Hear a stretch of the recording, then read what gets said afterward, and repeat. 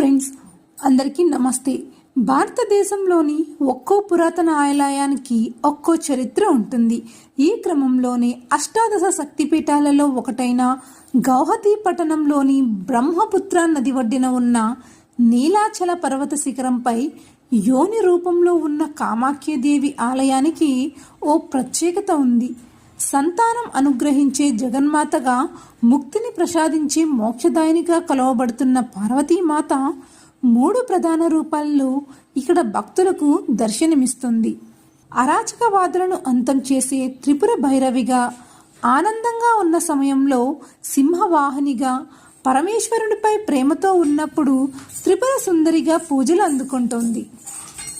దేవాలయంలో అమ్మవారి యోని శ్రావిత పవిత్ర జలాలను పునితమైన గుండంలో స్నానమాచరించి ఆ జలాన్ని తీర్థంగా సేవిస్తే ఎంతటి మహాపాపమైన